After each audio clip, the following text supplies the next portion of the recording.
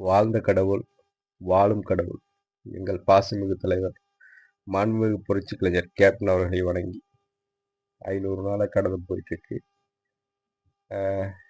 Captain அவர்கள் இன்றும் நம்மோடு வாழ்கிறார். இன்னைக்கு வரைக்கும் கேப்டனுடைய கோயிலுக்கு கிட்டத்தட்ட லட்சக்கணக்கான மக்கள், லட்சத்தை தாண்டி இருக்கிறதுக்கு வாய்ப்பு இருக்கு. குறைஞ்சது ஒரு நாளைக்கு ஒரு 2000 பேருக்கு மேலதான் அங்க வந்துட்டு இருக்காங்க. அப்படி இருக்கும்போது இப்போ கிட்டத்தட்ட 500 நாளை தாண்டி போயிட்டு இருக்கும்போது லட்சக்கணக்கான மக்களுக்கு மேலதான் இருக்கும். அவ்வளோ மக்கள் அங்க வந்துட்டு இருக்காங்க. அங்க வர்றது மட்டும் இல்லாம கேப்டனுடைய கோயில்ல தரிசனம் முடிஞ்சு எல்லாரும் மன நிறைவோட, வயிறு நிறைவோட நல்ல முறையா சாப்பிட்டு போறாங்க. இது தொடர்ச்சியா அந்த 500வது நாளை தாண்டி நடந்துட்டு இருக்கு.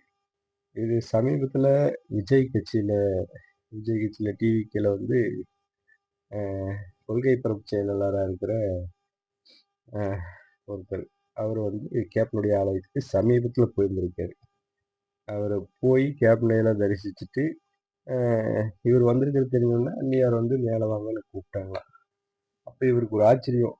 கிட்டத்தட்ட ஒரு 2000 பேர் வந்திருக்காங்க. அந்த 2000 பேருக்கும் இல்லைங்காம எல்லாருக்கும் சாப்பாடு கொடுத்துட்டு இருக்காங்க அப்படிங்கிற மாதிரி பார்த்துருக்காங்க. அந்நியார் கிட்ட உட்காந்து பேசிட்டு இருக்கும்போது இவர் யதார்த்தமா அந்த விஷயத்தை கேட்க, இந்த மாதிரி இன்னைக்கு கேப்டன் இல்லாம போய் கிட்டத்தட்ட ஒரு 500 நாட்களை தாண்டி போயிட்டு இருக்கு. அப்படி இருந்தும் கூட நீங்க ஏன் இந்த அன்னதானம் கொடுத்துட்டு இருக்கீங்க? இப்போ 2000 பேருங்கும்போது அது 500 நாளை கடந்து போகும்போது எவ்வளோ நாள் எவ்வளோ செலவாகும்? இது ஏன் நீங்க கொடுத்துட்டு இருக்கீங்க? கேப்டனே மறந்துட்டாரு. கேப்டன் இல்லாதப்போ நீங்க எவ்வளோ ரிஸ்க் எடுக்கிறீங்க அப்படின்ட்டு அவர் யதார்த்தமா கேட்டுட்டாரு. அது கன்னியார் சொன்ன ஒரே ஒரு காரணம், கேப்டன் என்ன மறந்தாரு, நான் இருக்கேன்ல, நான் இருக்கிற மட்டும் இது நடக்கும் அப்படிங்கிற மாதிரி. கேப்டனுடைய பேர் இந்த உலகம் உள்ளவரை அன்னதானம்ங்கிற ஒரு வார்த்தை இருக்கிற மட்டும் கேப்டன் அழிய மாட்டாரு. கேப்டன் என்றும் நம்ம கூட இருப்பார். இது பின்தொடர்ற விதமா பிரபலமான குக்வித் கோமாளியில வர புகழங்கிறவர், விஜய் டிவியில் எல்லாரும் பார்த்துருப்பீங்க, எல்லாருக்கும் தெரிஞ்சவர். அவரு கேப்டனுடைய மறைவுக்கு அப்புறமா கேப்டனுடைய கோயிலில் வந்து நின்று இந்த மாதிரி கேப்டன் எங்களுக்கெல்லாம் ஒரு வழிகாட்டியா இருந்திருக்காரு, அவருடைய புகழ் இப்போ எங்களுக்கெல்லாம் புரியுது, அவரோட கட்சி ஆபீஸ்க்கு வர்ற அத்தனை பேருக்குமே தன்னால முடிஞ்சதை அவங்க பசியாத்திற்காக அவர் பண்ணிட்டு இருந்தாரு. இதை பின்தொடர்ற ஒரு விதமா என்னால முடிஞ்சதை நான் என்னால முடியற மட்டும் பண்ணுவேன்னு சொல்லியிருக்காரு. அது இப்போ 500வது நாளை கடந்து போயிட்டு இருக்கிறதா அவரு நேற்று வந்து கேப்டனுடைய கோயிலில் வந்து தரிசனம் பண்ணிட்டு நியூஸ்ல பேட்டி கொடுத்துருக்காரு.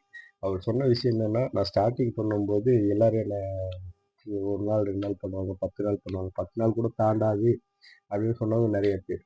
ஆனால் இன்னைக்கு 500வது நாளா கடந்து போயிட்டு இருக்கேன். என்னால் முடிஞ்ச ஒரு 50 பேருக்கு நான் சாப்பாடு கொடுத்துட்டு இருக்கேன் இல்லைங்க. இதுக்கெல்லாம் காரணம் கேப்டன் தாங்கிற மாதிரி கேப்டனுடைய கோயிலில் வந்து தரிசனம் பண்ணிட்டு இதை சொல்லியிருக்காரு. நேற்று கூடமே கேப்டன் கோயில் அவ்வளோ கூட்டம்.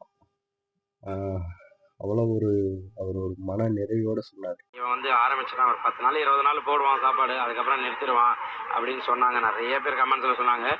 ஸோ அவங்களுக்குலாம் நான் சொல்லிக்கிறேன், இது இந்த 500வது நாள் இல்லை, இன்னும் அது எனக்கு அப்புறம் என் பிள்ளைங்க இது கண்டிப்பாக போயிட்டே இருக்கும். கேப்டன் ஐயாவோட அருள் எனக்கு கண்டிப்பாக இருக்கும், நான் போட்டுக்கிட்டே இருப்பேன். ரொம்ப சந்தோஷமாக இருக்குது இந்த இடத்துல 500வது நாளில் வந்து ஐயாவிட்ட பார்த்து ஆசீர்வாதம் வாங்குது. இங்கேயும் நிறையா உணவு போட்டு அவ்வளோ கூட்டம் திருவிழா மாதிரி நடக்குது.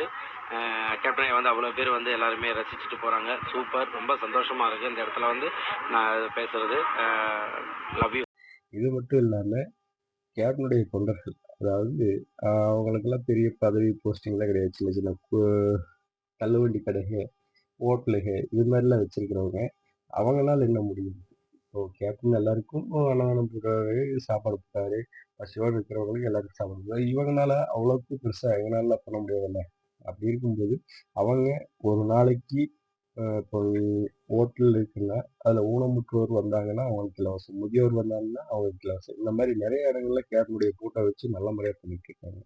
ஒரு இடத்துல நான் சாப்பாடு அன்லிமிட்டடாக போடுவேன், ரேட் இதை தான் கொடுக்கணும், எவ்வளோ வேணால் சாப்பிட்டுக்கலாம், இது கேப்டனுடைய வரைமுறையை நான் பண்ணிட்டு இருக்கேன் அப்படிங்கிற மாதிரி ஒரு சிலர் சொல்கிறாங்க. அதெல்லாம் நிறைய நல்ல விஷயங்கள்.